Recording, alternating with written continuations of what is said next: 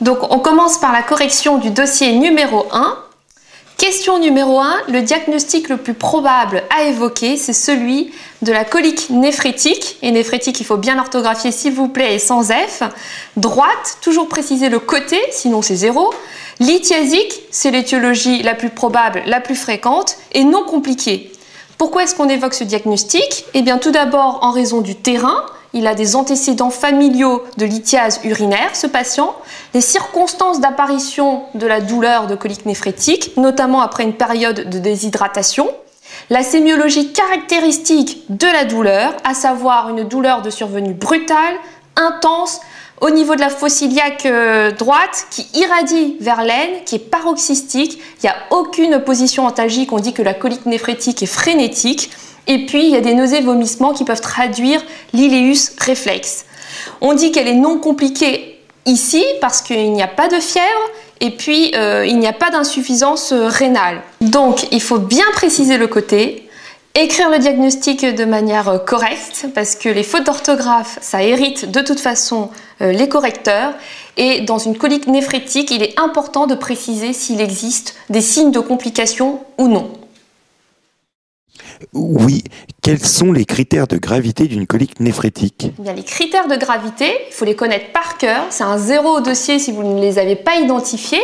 Tout d'abord, c'est la fièvre. Colique néphrétique fébrile, c'est ce qu'on appelle la pyélonéphrite aiguë obstructive lithiasique s'il s'agit d'une lithiase. Ça nécessite un geste de drainage en urgence. Le deuxième critère de gravité, c'est une colique néphrétique hyperalgique, c'est-à-dire une douleur qui ne cède pas aux traitements antalgiques majeurs, notamment qui comprennent des morphiniques. Dans ce cas-là, on peut être également amené à opérer le patient en urgence. Enfin, il y a la colique néphrétique anurique. Le patient n'a plus du tout de diurèse et dans ce cas-là, il faut également penser à un geste chirurgical en urgence. Après, il y a des coliques néphrétiques qui interviennent sur des terrains compliqués qui nécessitent donc une surveillance un peu plus rapprochée. Les patients qui ont des uropathies malformatives, qui ont des reins uniques, qui ont un rein unique, les femmes enceintes, tout ce qui est terrain compliqué nécessite une surveillance particulière. On continue donc par la correction de la question numéro 2. La physiopathologie de la douleur de colique néphrétique, eh bien, il faut savoir que c'est juste une mise en tension brutale des cavités pyélocalicielles, quelle que soit l'étiologie de cette colique néphrétique. Et je rappelle à ce sujet que la colique néphrétique n'est pas synonyme de lithiase. Il y a plein d'autres causes de colique néphrétique. Ça peut être par exemple une compression des voies excrétrices par une tumeur extrinsèque, ça peut être une parasitose, ça peut être une sténose de l'urtère radique. Mais la sémiologie de la douleur est la même, mais l'étiologie est différente et ce n'est pas obligatoirement un calcul. On continue par la question numéro 3. Alors, il existe un consensus sur les examens complémentaires à réaliser en urgence en cas de colique néphrétique. Le consensus qui date de 2008 dit que si on est sûr du diagnostic de colique néphrétique et qu'il n'y a pas de signe de complication, on peut attendre avant de faire les examens complémentaires, c'est-à-dire que limite le patient pourrait les faire en externe le lendemain.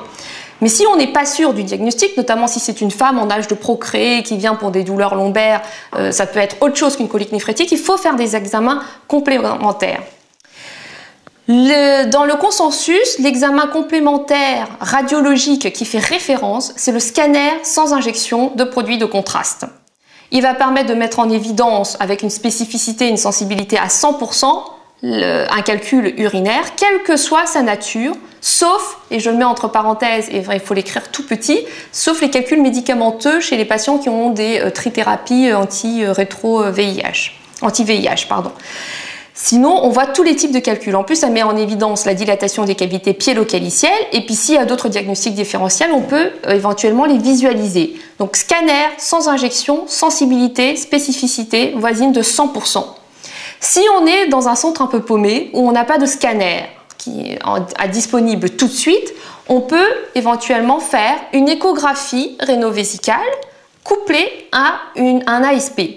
L'échographie, ça permet de mettre en évidence la dilatation des cavités pyélocalicielles, un éventuel diagnostic différentiel.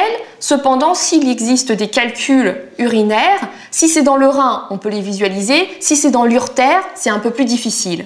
Cette échographie, elle doit être réalisée associée à une radiographie d'abdomen sans préparation. Cette ASP va permettre de mettre en évidence si le calcul est radio-opaque, notamment s'il est calcique, le calcul. Mais donc vous comprenez bien que si c'est un calcul d'acide urique, donc qui est radio-transparent, on ne le verra pas à l'ASP. Le couple ASP-échographie a une sensibilité, une spécificité beaucoup plus faible que celle du scanner non injecté. Concernant les examens biologiques, on a un truc qui intéresse les urologues, c'est la créatininémie. Donc c'est celle-là qu'il va falloir demander. Bien entendu, quand le patient arrive aux urgences, il a un petit peu tout. Il a déjà le ionogramme complet avec la kaliémie, la natrémie, etc. Mais nous, ce qui nous importe, c'est surtout la créatininémie. L'autre examen à demander, c'est une bandelette urinaire ou un ECBU à la recherche d'une infection urinaire. Et parfois, on peut également avoir une hématurie qui peut être due à la migration lithiasique, dont le calcul qui vient irriter l'urothélium et qui est responsable de sang dans les urines. Je rappelle bien entendu que si vous avez une femme enceinte, vous ne pouvez pas réaliser de scanner ni d'ASP. Dans ce cas-là, ça sera l'échographie, votre examen de référence. Donc n'oubliez pas, il y a un consensus en 2008. Les examens à demander, c'est le scanner sans injection, le CBU ou la BU et la créatininémie. Et le reste, c'est en fonction du contexte. Donc maintenant, on va corriger la question numéro 4, qui est une question d'interprétation d'iconographie. Alors, à l'examen, l'iconographie, c'est extrêmement facile. Il n'y a pas de piège. Tout ce qu'il faut voir, c'est comme le nez au milieu de la figure. Donc, il ne s'agit pas de chercher des petits ganglions dans des loges, par exemple la loge de Bariti. Ça, c'est pas possible de vous demander ça. Tout ce qu'on vous demande, c'est des choses évidentes qui vont coller avec le dossier. Donc, ici, vous avez un scanner. Donc, je vous rappelle que pour interpréter une iconographie, il faut dire ce qu'est l'examen. Deuxièmement, il faut le décrire. Et troisièmement, il faut conclure. Donc ici, vous avez une coupe scanographique, c'est un scan abdominal qui est centré sur les reins et qui est sans injection. Pour dire qu'il n'y a pas d'injection de produit de contraste, on regarde ici la veine cave et puis l'aorte qui ne sont pas injectés. Eh bien, qu'est-ce que l'on voit ? On voit une dilatation des cavités piélo-calicielles au niveau du rein à droite, sans déformation des contours du rein. Et puis, on n'oublie pas de regarder le rein contralatéral, qui est ici normal et sans dilatation des cavités piélo-calicielles. Il n'y a pas d'épanchement périrénal, il n'y a pas d'infiltration de la graisse périrénale. Ensuite, lorsque l'on passe à une coupe scanographique qui est un petit peu plus basse, située, eh bien, qu'est-ce qu'on le remarque ? On remarque qu'il existe, ici vous avez la vessie, ici vous avez les vésicules séminales, ici la prostate, donc c'est ce qui vous permet en plus de dire que c'est bien un scanner d'homme et qu'on ne s'est pas trompé de scanner. Eh bien, on voit une image ici de tonalité calcique qui vient se projeter au niveau de l'urtère pelvien à droite et qui se situe au niveau du méa urétéral à droite. Donc, ça peut correspondre à un calcul. Et lorsque l'on regarde un petit peu cette taille, eh ben, la taille de ce calcul, elle est infracentimétrique, elle est à peu près située à 6-7 mm.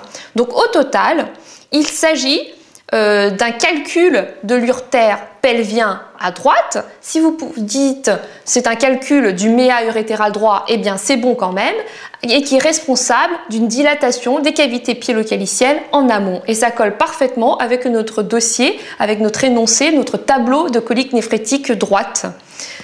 Donc, on continue par la question numéro 5, les prescriptions pour ce patient.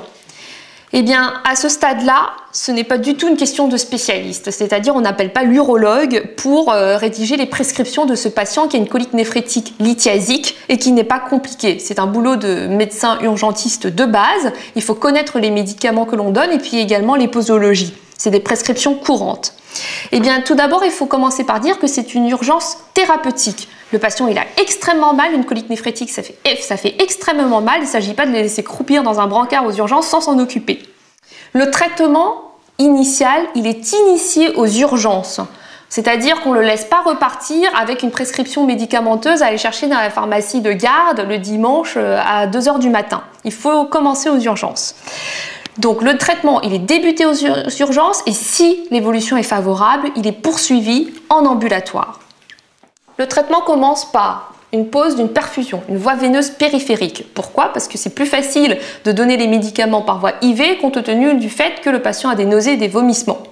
Donc voie veineuse périphérique, le traitement antalgique de référence de la colique néphrétique, ce sont les anti-inflammatoires non stéroïdiens. Et si vous prescrivez des anti-inflammatoires non stéroïdiens, il faut faire attention, il faut dire en l'absence de contre-indication. Cela montre en tout cas que vous avez recherché à l'interrogatoire que le patient n'a pas eu des antécédents d'ulcères, d'allergies, etc.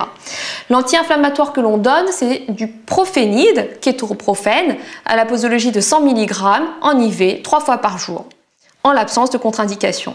Vous pouvez donner des antiémétiques, puisque le patient est nauséeux, il vomit, donc on donne du Primpéran, une ampoule en IV.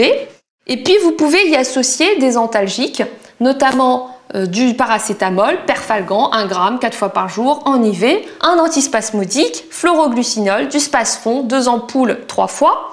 Et voilà. Donc il faut y associer les INS, des antalgiques classiques, des antispasmodiques, un antiémétique. Qu'est-ce qu'il en est de la restriction hydrique? Eh bien, il y a très longtemps, on disait qu'il fallait restreindre les apports hydriques de ce patient. Eh bien, en fait, les études n'ont pas démontré d'efficacité de la restriction hydrique. Donc, ce qu'il faut que vous écriviez sur votre copie et ce qu'il faut retenir, c'est que la restriction hydrique n'est plus la règle. L'apport hydrique, l'hydratation du patient, eh bien, est adaptée en fonction du ionogramme et en fonction de la soif du patient.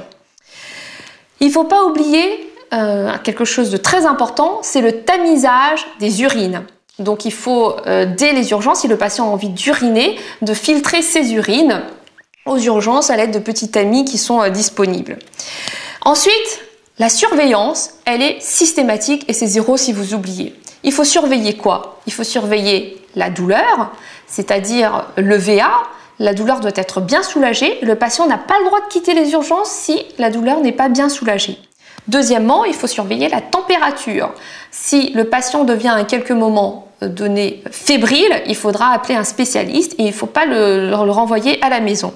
Et troisièmement, il faut que le patient ait eu une miction par les voies naturelles de manière normale aux urgences. Et si il est soulagé sur le plan de la douleur, s'il n'a pas de fièvre et s'il a pissé, il pourra rentrer à la maison. La présence de cavités pyélocalicielles dilatées n'est-elle pas une indication au drainage? Alors, pas du tout. Une colique néphrétique, par définition, c'est une mise en tension brutale des cavités pyélocalicielles. Donc, quand on fait une imagerie, on aura une dilatation des cavités pyélocalicielles. Donc, ce n'est pas un critère pour le drainage. Quelles sont les indications du drainage? C'est quand le patient a de la fièvre, quand le traitement médicamenteux par morphinique n'a pas réussi ou quand il existe une colique néphrétique anurique. Mais sinon, la dilatation des cavités pyélocalicielles, c'est par définition même, classiquement, la définition de la colique néphrétique. Alors, on continue. Question numéro 6. Eh bien voilà. En fait, il est soulagé, il s'en va. Il revient quelques heures plus tard parce qu'il a de la fièvre à 38,6. Donc, qu'est-ce que l'on fait? Eh bien, il faut dire que c'est une colique néphrétique droite fébrile lithiasique. Et si vous allez encore plus loin dans le raisonnement, si vous voulez avoir vraiment tous les points, il faut faire apparaître la notion de sepsis. Dans ce cas-là, il faut dire que c'est une pyélonéphrite aiguë droite lithiasique. Dans ce cas-là, comme on l'a dit tout à l'heure, c'est une indication à un traitement chirurgical en urgence. Donc, qu'est-ce que l'on fait? Urgence thérapeutique, on arrête les anti-inflammatoires non stéroïdiens. On hospitalise le patient. Ce n'est pas la peine de refaire une imagerie parce que vous savez très bien ce qu'il en est. Par contre, il faut lancer un bilan infectieux en route, notamment un ECBU, des hémocultures si le patient a plus de 38,5, un bilan inflammatoire avec une CRP, un bilan préopératoire, une hume, des plaquettes, une hémostase. Ensuite, il faut faire 2 types de traitements, un traitement médical d'une part et un traitement chirurgical. Le traitement médical repose sur une antibiothérapie initiée en urgence après les prélèvements qui doit être active sur les germes urinaires et habituellement on utilise des céphalosporines de 3e génération telles que la rocéfide, mais vous pouvez très bien donner des quinolones. D'accord? Donc si vous utilisez des C3G par voie IV, si vous utilisez des quinolones par voie Péros. Les antibiotiques, il faut donc les débuter après les prélèvements, hein. Alors ensuite, si vous ne donnez que les antibiotiques, eh ben, le malade il meurt. Et si vous l'opérez simplement sans lui donner des antibiotiques, le malade il meurt quand même. Donc il faut associer les deux. Qu'est-ce que le traitement chirurgical? Eh bien ça se fait au bloc opératoire, sous anesthésie générale. Il consiste à réaliser une montée de sonde urétérale. C'est un drainage des voies urinaires en urgence par montée de sonde urétérale du côté droit. Alors, juste pour une histoire de nomenclature, il ne faut pas dire d'emblée je vais monter une sonde double J. Parce que c'est faux. Une sonde double J, c'est une endoprothèse urinaire qui certes va drainer les urines en provenance du rein, cependant elle draine moins bien qu'une sonde urétérale qui est une sonde qui va dans le rein et qui sort directement par le méa urétral. En cas d'urine purulente, on préférera un drainage par sonde urétérale et si les urines sont claires, on préférera un drainage par sonde double J. En cas d'échec, pour n'importe quelle raison, ici le calcul il est petit, mais si vous aviez un énorme calcul qui vient obstruer l'urtère, ou alors si vous avez un urtère qui a une anatomie particulière, qui est un peu tortueux, etc., que vous n'arrivez pas à monter la sonde urétérale ou la sonde double J par les voies naturelles, c'est rare, mais il faut quand même prévenir le malade qu'on peut être amené à drainer les urines par néphrostomie percutanée. Et il ne faut pas oublier, bien entendu, la surveillance. Donc on continue d'ailleurs sur la question numéro 7, la surveillance. Voilà, c'est de mise. Donc la surveillance, elle est à la fois clinique et paraclinique. Il faut évaluer l'efficacité et la tolérance du traitement. Les questions de surveillance à l'ECN, ce n'est pas des questions pièges, il suffit juste d'être systématique, de bien ranger ses idées dans les différentes cases pour ne pas oublier des choses importantes. Eh bien, il faut surveiller bien entendu la température. Ça, c'est primordial. Vous faites la visite le lendemain, la première chose que vous regardez, c'est que vous ouvrez la pancarte et vous demandez à l'infirmière est-ce qu'elle a eu de la fièvre cette nuit. Deuxièmement, il faut surveiller la douleur et troisièmement, la diurèse. Sur le plan biologique, il faut regarder la créatininémie, il faut regarder la régression du syndrome inflammatoire biologique pour voir si vous avez été actif, efficace sur le traitement. Et puis ne pas oublier de récupérer l'antibiogramme pour savoir si l'antibiothérapie que vous avez donnée est bien adaptée au germe qui a été retrouvé. Ensuite, il faut continuer à tamiser les urines dans le service, c'est-à-dire qu'à chaque fois qu'il veut faire pipi, le patient, il faut qu'on essaye un maximum de récupérer, s'il élimine le calcul pour l'envoyer en analyse. Et il est de bon ton, après un geste chirurgical qui a mis en place une sonde double J ou une sonde urétérale, de faire une radiographie de contrôle par un ASP afin de visualiser le bon positionnement de la sonde urétérale ou de la sonde double J. Et puis ensuite, on effectuera également une imagerie à distance pour vérifier la persistance ou non du calcul urinaire. Donc, on continue. Question numéro 8. Le patient est revu à distance de l'infection et il vous apporte l'imagerie suivante. Que pouvez-vous dire de cette imagerie? Eh bien, n'oubliez pas de dire ce que c'est déjà. Donc, c'est une radiographie d'abdomen sans préparation qui est faite de face. Je ne sais pas si elle a été faite debout. Et qu'est-ce que l'on peut voir? Eh bien, on peut voir la sonde double J que vous voyez ici, avec une boucle au niveau du rein et puis une boucle dans la vessie. Donc comme ça, on contrôle en fait que la sonde double J est bien en place. Qu'est-ce que vous remarquez d'autre? Eh bien, vous remarquez ici une opacité de tonalité calcique qui peut correspondre à un calcul. Et si vous suivez le long de l'urtère, eh bien, vous ne retrouvez pas le calcul qui était situé au méa urétéral que vous aviez vu au scanner auparavant. Eh bien, qu'est-ce qui s'est passé? Eh bien, le calcul initial, en fait, il a migré et il s'est mis au niveau de l'urtère lombaire. Comment cela se fait-il? Est-ce qu'un calcul remonte tout seul le long de l'urtère? La réponse est non, bien évidemment. On dit qu'il a été flushé, il a été remonté lors de la montée de la sonde double J. Alors, comment ça se fait? Eh bien, quand on monte une sonde double J, donc on passe par les voies naturelles, par l'urètre, on introduit le cystoscope, on repère le méa urétéral donc ici du côté droit, on monte un fil guide jusque dans les cavités pyélocalicielles, puis ensuite on monte la sonde double J, je vous passe les étapes en détail, puis ensuite on retire le guide, etc. etc. Donc il y a un va-et-vient d'instruments le long de l'urtère, et bien si votre calcul est là, et bien il peut très bien être repoussé, voire il peut être parfois complètement repoussé dans les cavités rénales, et c'est ce qu'on appelle un calcul flushé. Donc on voit ici que sur la radiographie d'abdomen sans préparation, il existe une persistance du calcul urétéral. On continue par la dernière question, la question numéro 9. Qu'est-ce que l'on propose comme suite de prise en charge à ce patient qui a un calcul de l'urtère qui est persistant et qui est radio-opaque? Eh bien d'abord, il faut s'occuper du calcul. Premièrement, du traitement instrumental du calcul. On lui a donné 1 mois pour s'éliminer, il ne s'est pas éliminé, il est temps d'aller le chercher, de le traiter, de le fragmenter. Qu'est-ce que l'on peut proposer pour ce patient? Étant donné qu'il est radio-opaque, le traitement de première intention d'un calcul radio-opaque visualisé à l'ASP et qui fait moins de 2 cm et qui est situé au niveau de l'urtère lombaire, c'est la lithotricie extracorporelle, autrement dit une fragmentation du calcul par les ondes de choc.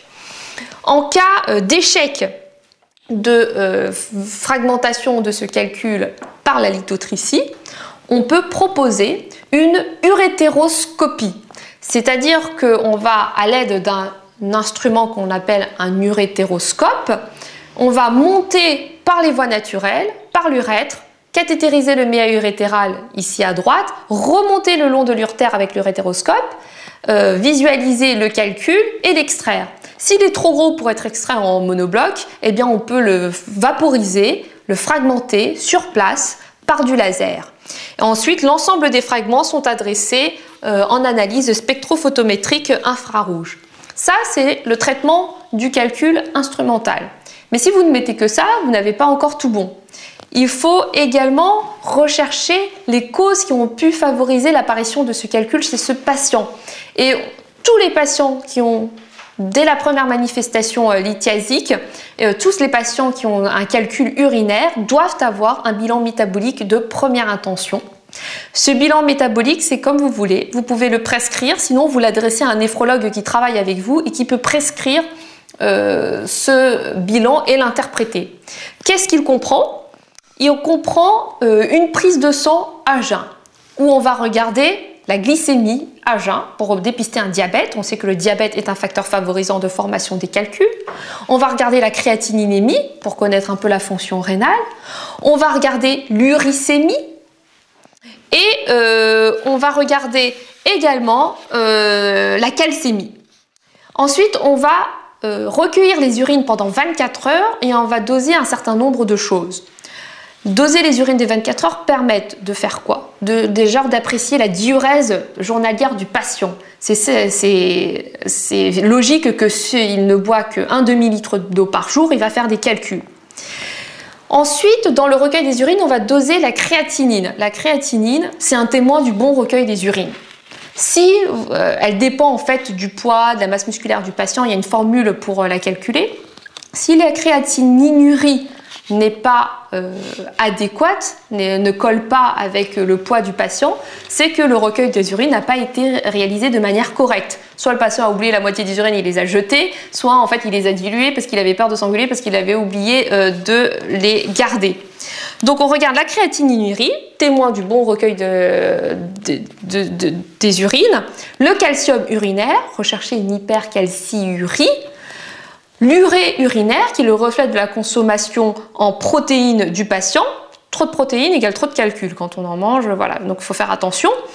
Le sodium dans les urines, qui va refléter la consommation en sel du patient, la consommation de sel du patient. Si on mange trop de sel à table, on fait trop de calculs également. Et puis on va également regarder l'acide urique urinaire. Enfin, on recueille un échantillon des urines du matin au réveil afin de mesurer la densité urinaire, le pH urinaire et rechercher une cristallurie et effectuer une bandelette urinaire. De toute façon, quand vous faites le bilan métabolique, si vous dépistez juste un défaut de boisson du patient, il faut recommander de toute façon au patient de boire plus de 2 litres d'eau par jour. Un adulte normal qui ne fait pas de calcul, c'est 2 litres d'eau par jour. Un adulte qui fait des calculs, c'est plus de 2 litres et demi, c'est 3 litres d'eau par jour. Et puis s'il y a des erreurs diététiques, eh bien il va falloir les corriger. Mais sachez que corriger les erreurs diététiques, éviter de manger du chocolat, éviter le thé infusé trop longtemps, etc. Si on ne respecte pas la règle des boissons de plus de 2 litres et demi d'eau par jour, ça ne va pas marcher. Et puis chez certaines familles, il y a en fait des hypercalciuries, des vraies maladies lithiasiques que l'on peut traiter, que l'on peut dépister et qu'il faut suivre. Donc qu'est-ce qu'il faut retenir de ce dossier? Savoir ce qu'est une colique néphrétique, connaître les étiologies, quels sont les signes de gravité d'une colique néphrétique, la prescription d'urgence de base du soulagement de la douleur de colique néphrétique, quel est le traitement d'une colique néphrétique fébrile, et donc savoir qu'il faut associer les antibiotiques et le geste chirurgical de drainage des urines, connaître le traitement instrumental du calcul et ne pas oublier le bilan métabolique néphrologique afin de dépister les facteurs favorisant et éviter que cela récidive. Y a-t-il une limite de taille de calcul pour proposer un traitement par lithotritie extracorporelle? Oui. Il y a une limite de taille. La limite de taille, c'est 2 cm.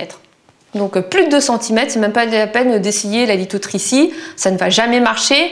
Il faudrait 1000 séances pour que le calcul puisse se fragmenter correctement et puis s'éliminer par les voies naturelles. Donc pas de lithotritie avec un calcul de plus de 2 cm, quelle que soit sa localisation d'ailleurs.